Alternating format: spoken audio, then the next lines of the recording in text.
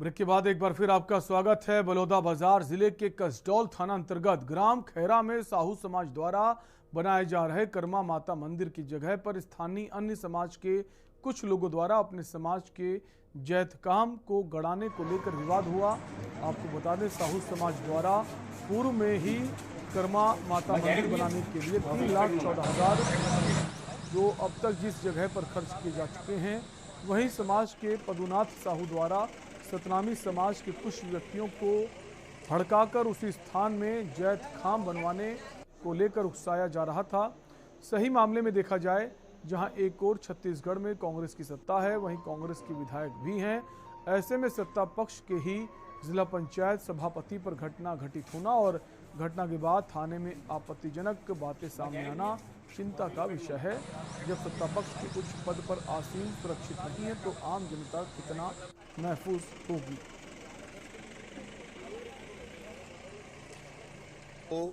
और खुलबहरा रतिराम उमाकांत धारेलाल द्वारा मोला तरवार लेके दौड़ाइस और हसिया से मार वार करिस तो मैं झोंके तो मोर चिड़ी अंठी कट गिस।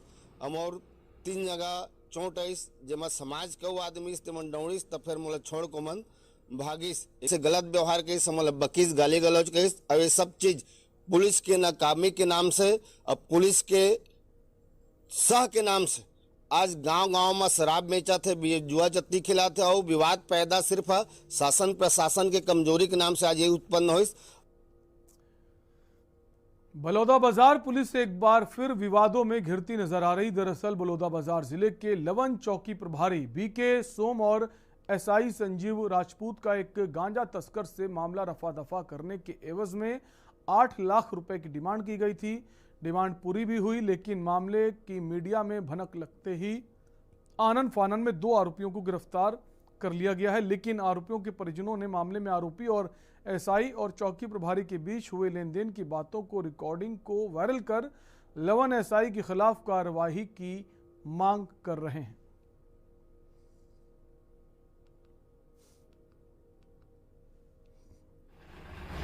ये 28 फरवरी को लवन चौकी के द्वारा जो है 100 किलोग्राम गांजा जब्ती की कार्रवाई की गई है। आपके द्वारा जो अभी एक ऑडियो जो है संज्ञान में लाया गया है, उस ऑडियो की जांच की जाएगी कि अगर ये कहीं पे भी चौकी प्रभारी की या चौकी के किसी भी स्टाफ की इसमें संलिप्तता पाई जाती है या कार्रवाई में किसी प्रकार के कोई गड़बड़ी पाई जाती है तो निश्चित तौर पे उस पर आगे कार्रवाई की जाएगी। 13 फरवरी को मोर गुड़िया की शादी रही से 13 फरवरी के और 11 फरवरी के में हाँ मतलब सामान नाने हैं शादी सामान और मैं अब काय रही से तेला में तो नहीं जान सका, लेकिन पुलिस मनाई से और काय नाने हंस के मतलब शादी है ऐसे के बोले हमें सामान नाने हैं कहे हैं तो ताला खोल के ऐसे ताला खोले हैं। और बाद सामान मतलब निकाली से गांजा है के अपन यह करी से मैं रोआ गावा करे हाँ और मोल कुछ दिखाई भी नहीं है, मैं देखे नहीं है और मैं निकाली से कि गांजा है ऐसे कह के। रुकेंगे एक ब्रेक के लिए, जल्द लौटेंगे। आप देख रहे हैं के न्यूज, खबरों का सारथी। बहुजन समाज पार्टी की राष्ट्रीय अध्यक्ष बहन कुमारी मायावती जी की उत्तर प्रदेश की जनता से अपील है कि वे सामाजिक एवं आर्थिक परिवर्तन के महानायक महात्मा ज्योतिबा फूले, छत्रपति शाहूजी महाराज, नारायण गुरु बाबा साहेब डॉक्टर भीमराव अंबेडकर व मान्यवर श्री कांशीराम जी आदि के सपनों को साकार करने तथा प्रदेश में विकास एवं कानून का राज कायम करने हेतु बीएसपी की सरकार बनाने के लिए पार्टी के सभी विधानसभा प्रत्याशियों को हाथी चुनाव चिन्ह के सामने वाले बटन को दबाकर उन्हें जरूर विजयी बनाएं। आप देख रहे हैं के न्यूज, खबरों का सारथी। ब्रेक के बाद एक बार फिर आपका स्वागत है। कोरबा के अंबिका खुली खदान के लिए अर्जित ग्राम करतली में विधिक सलाह एवं सहायता शिविर का आयोजन किया गया। ऊर्जाधानी भू विस्थापित किसान कल्याण समिति की ग्राम इकाई ने कार्यक्रम का आयोजन किया। हाईकोर्ट के अधिवक्ता कमल किशोर पटेल ने प्रभावित किसानों को महत्वपूर्ण जानकारी दी और इनकी केस लड़ने की जानकारी भी दी। लगभग 350 लोगों के 4 गुना मुआवजे का जो आदेश है भी साथ लेकर आए थे। आगे काबिज वन भूमि का मुआवजा सहित रोजगार मुआवजा से जुड़ी मांगों पर कानूनी सलाह और न्याय दिलाने का भरोसा दिलाया गया। ग्राम इकाई अध्यक्ष जयपाल सिंह खुसरो ने बताया कि सड़क के लड़ाई के साथ कानूनी मदद भी ली जा रही है। ACCL अपनी कोल इंडिया नीति का हवाला देकर हाथ खड़ा कर लेती है। इसका जवाब कानून की मदद से भू विस्थापितों को अधिकार दिलाया जाएगा। आज हम लोग करतली गांव आए हैं। करतली गांव में अंबिका खुली खदान परियोजना के लिए इन लोगों की सारी जमीन ले ली गई है, परंतु 5-6 साल बाद भी आज तक इनको रोजगार मुहैया कराने का कोई काम नहीं किया गया है। गांव में जैसा पता चला, एक आदमी को भी अभी नौकरी नहीं लगाए हैं ACCL में, और न ही इनके लिए किसी प्रकार का ट्रेनिंग का व्यवस्था किया गया है ACCL के द्वारा। और वन अधिकार पट्टाधारियों को भी किसी प्रकार का मुआवजा नहीं दिया गया है। तो मात्र 20 डिसमिल का दिया गया है, यानी संपूर्ण एरिया जिसके लिए ये वन अधिकार पट्टा के लिए पात्र है उसका इनको सही प्रमाण पत्र नहीं दिया गया है।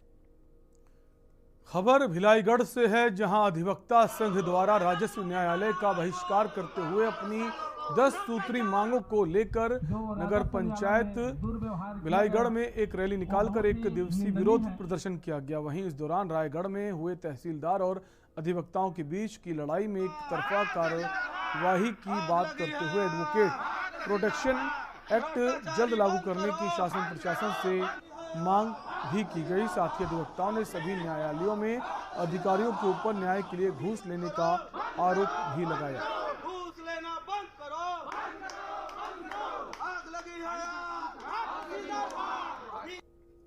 जी हाँ, हमारे यहाँ क्या है, आज धरना प्रदर्शन अभिभाषक भिलाईगढ़ के द्वारा किया गया, जो राजस्व न्यायालय का बहिष्कार 1 दिवसीय किया गया है।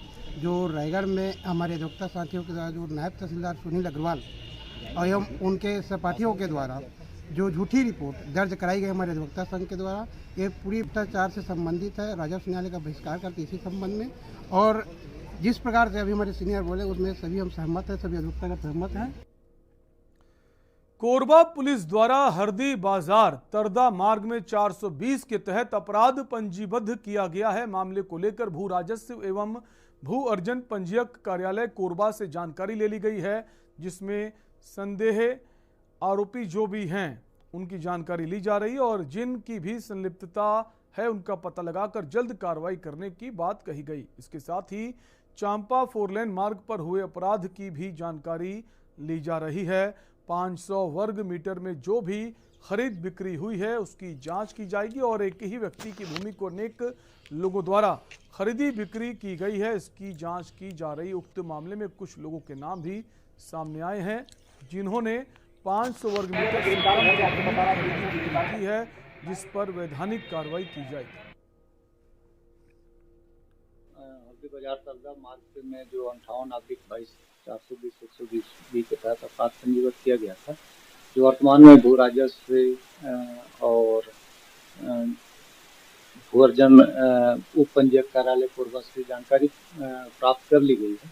और उसमें जो आरोपी हैं, जो संदेही आरोपी हैं, उनकी जानकारी ली जा रही है और किनकी संलिप्तता है इस संबंध में भी जांच की जा रही है। बहुत जल्दी उस पर अग्रिम कार्रवाई की जाएगी।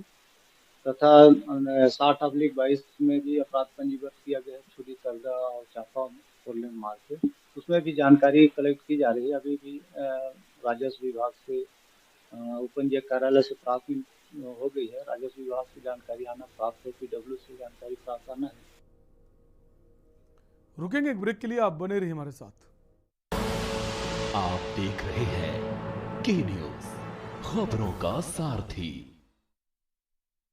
सच बताएं आपको, हमको महामारी का डर तो था ही, साथ डर था बच्चों को खिलाएंगे का। एक थैली राशन मोदी जी से आया और एक थैली योगी जी, वो भी बिल्कुल मुफ्त। अरे जो टोटी चुराते हैं वो रोटी क्या खिलाएंगे। सोच ईमानदार, काम असरदार, यूपी फिर मांगे भाजपा सरकार। सोचिए मत, मेरी और पूरे हिंदुस्तान की तरह आप भी समर कूलर और होम अप्लायंसेस लीजिए और बेफिक्र हो जाएगी। आप देख रहे हैं के न्यूज, खबरों का सारथी। ब्रेक के बाद एक बार फिर आपका स्वागत है। रायपुर रेलवे लाइन को विस्तार देने का काम चल रहा है। इसके लिए रायपुर के मंडी गेट से लेकर वॉल्टियर फाटक तक रेलवे क्षेत्र में बनी बस्ती को तोड़ा गया है। वहीं लाइन दोहरीकरण के चलते पंडरी मंडी गेट से लगे चंद्रशेखर नगर रेलवे क्षेत्र में बनी बस्ती को तोड़ दिया गया। इस तोड़फोड़ से कुल 270 लोग प्रभावित होने वाले हैं। ऐसे में पीड़ित परिवार के लोगों को व्यवस्थापन की समस्या अब नगर निगम रायपुर विधायक पर आ गई है। वहीं स्थानीय विधायक और महापौर परिवारों को दूसरी जगह शिफ्ट करने का प्रयास कर रहे हैं।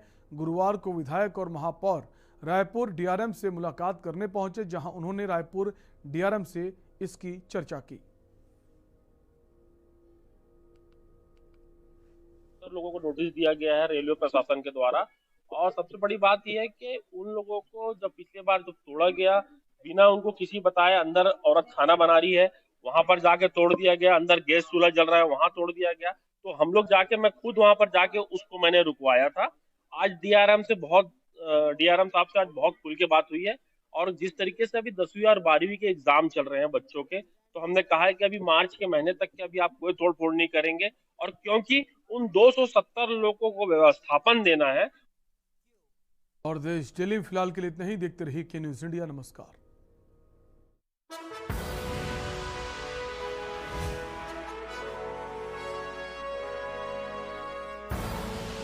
आप देख रहे हैं के न्यूज, खबरों का सारथी।